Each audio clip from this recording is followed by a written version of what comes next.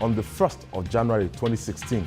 This might be a good way to start the new year. What do you think, gentlemen? Seriously. It's nothing to celebrate yet. The man said May. Yeah. Not will. I'm used to see, our authorities should just anyway, I'll be happy personally, and I know yes, and I know many people will also be happy to buy petrol at 85 naira per litre, especially in places like Lagos, Port Harcourt, Kano, and those metropolitan cities across Nigeria. I can tell you, those are the people that benefit. In some places today, they are buying fuel for as much as 200 we had the program last week. Kano, Kaduna, they all called in 200 naira. So it's not yet time for us to jubilate. Let's wait. It's a matter of 3 days time. In 3 days time, we'll know if indeed to sell at 85 naira or not. And really, can we make this a uniform national pricing? Yeah, because even some places where they say, and that sector is meant to be deregulated though. Say, if we're selling as 87 naira, you're going to give us 100 naira. They are now taxing you. That's 97 naira, invariably. Yeah, they are now taxing you for selling you the product at officially. Or even getting to the filling station. Yeah. Right, yes, you pay. You see, you pay to open gate. I'm not overly excited about 85 naira per litre. As long as we have the supply problems. The supply problems account for probably 80% of the problem that we have. The supply problems ensure that in far-flung parts of Nigeria, that a trailer will leave from Lagos. Petrol will never sell at the price at which they are selling it in Lagos. That is already apartheid within Nigeria. A place like Sokoto? No, not even as far as Sokoto. They all come to Tinkan Island here.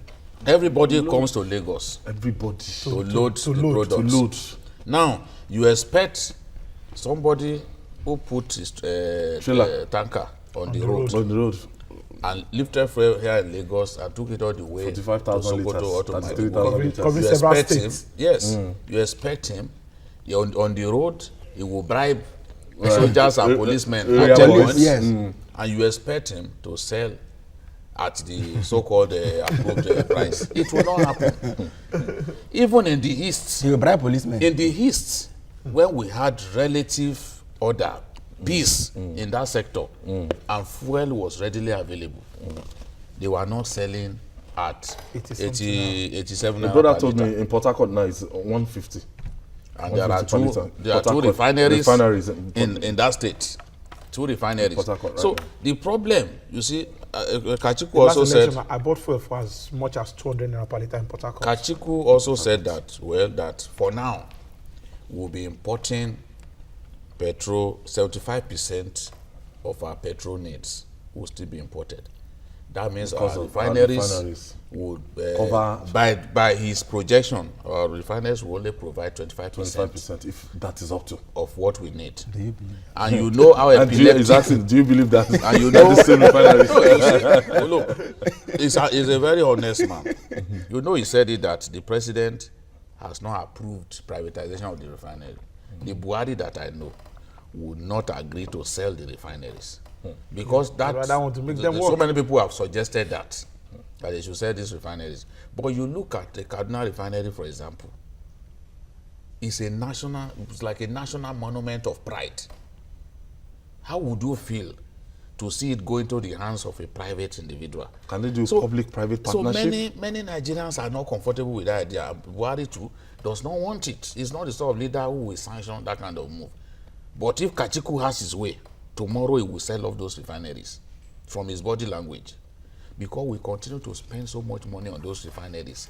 Yet, it's only 25% of our fuel consumption needs that those refineries will take care of. So, the issue of supply, I've said it before on this program, that many years back we had depot across the country. And tankers will go and fuel at those and load at those depots in the different regions of the country. So, which made supply a lot easier. There was a time, when I was growing up, when the railways. I wanted to say, When what happened to trains what were happened to our used tracks? to send fuel. But now everybody brings his tanker to Lagos to come and clog our roads, put dead weight on the road, the infrastructure risk. you know. So it is a big problem. If we have refineries, pressure on the road. if we have refineries, we Risk have to other road users. 4 refineries. Let those refineries and the ports, let them take care of the needs of our people in all of those areas. That is how we can solve the supply problem. Because look, we can bring down petrol price to 20 naira per litre. As long as we have the supply, those supply problems, it will not get to people. And when it doesn't get to them, or as much as they want, the price will go up. Have you noticed, gentlemen, have you noticed this trend recently? Now, if you take a 5 liters keg to the filling station, just put that behind your car, and you discover that 1 liter that we're buying in Lagos for 85 naira, 87 naira per liter is not actually up to a liter. In some places. Adjusted. Yes. Of course, adjusted. There are some dishonest. Because they've adjusted. Yes, all over the place. I'm surprised that the campaign the DPR has been, They don't have the manpower. carrying out is to say that people shouldn't even buy in jerry cans. Because of black markets. But I'm wondering, these people that are enforcing these laws, don't they have kegs in the houses? Do they have power? You know what people do now? No, but of course, they remove the tanks of their generators and take it to the filling station. because there's no light, there's no power. How do you expect us to live? It's Balazaka was saying something today that if we will solve the energy problem, I mean the power issue, that a lot of the fuel consumption will go down. That's true. It's true, because a lot of those people that you see with jerry cans, they actually don't want to sleep. Many people don't fuel their. It's not because of cars, it's not because of anything, but because of their generators. Idris is calling from Niger State. Hello. Hello, Idris. Niger people, they call us a lot. So Niger. Especially when you're talking about the competition is so high in the Niger. Idris, how is Governor Sani? Thank you for the good job you are doing. Thank you. And I want to contribute to the former discussion on insurgents. Okay. All right then. I think our military, they speak much than they are doing. They talk too much to me, and they are not intelligent enough. And they don't have enough resources. I think that's one of their problems. Yeah. If you want to win a war, you need people in the community there. And they need finance. I could remember during the United States war, before they could catch Saddam, they need to bribe some of the relatives. They need to promise them many things before they can get them. Yes. And if Nigeria wants to win this war, we need more than gun. We need everything, like the publication that each other man talk of. We need it. Thank you very much. Thank you, Idris. Thank you, Idris, for that intelligent contribution.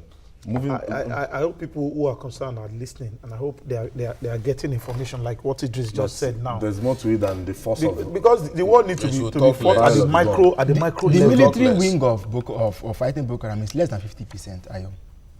When you see let me ask you two things. Number one, when you see a young girl of 9 years, 7 years going to carrying bomb, what has she been told? One, when you see children of 4 or 5 years in Sambisa Forest also participating in the Eid prayers, what have they been told? And what is the hope of rescuing such a child from that mentality? Radicalizing. Yes, to reindoctrinating it will take a massive effort. Yes. Thank you. You just want to kill the leaders. And the less and the far and farther we get from that particular flank of the campaign, the less likely we are. That will win the war. And like I say, in the next 10 years, if all you want to do is to kill terrorists, you will keep killing them. In the next 10 to 20 years, they've not defeated Al-Qaeda now. You keep killing them. Al-Qaeda, I say, Al-Qaeda is very much alive. But I wish that those people who are owners of media of media in the north, along with community leaders and imams, can come together to say, look, we want this thing to stop.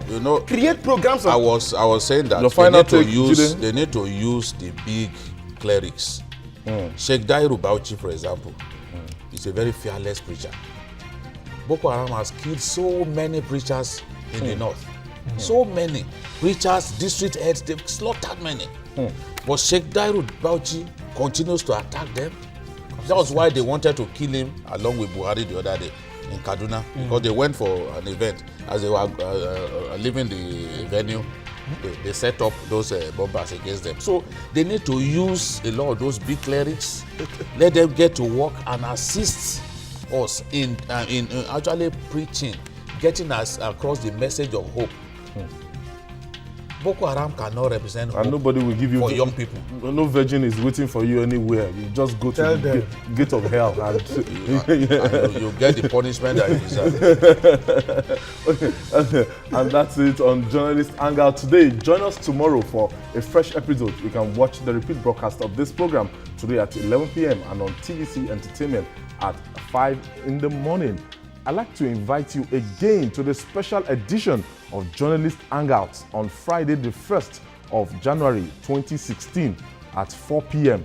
Let's review the year 2015 and let's predict things that will come in the year 2016. You can call our producers. You can call Abayomi, our producer, the brain behind this program, Abayomi and Aloma. You can call them on this number 08035437765. I take that again, 08035437765 and 07043554356 to book a seat. Just come book your seats. It's going to be a live program. I'm Ayodele Ozugbakun. See you tomorrow.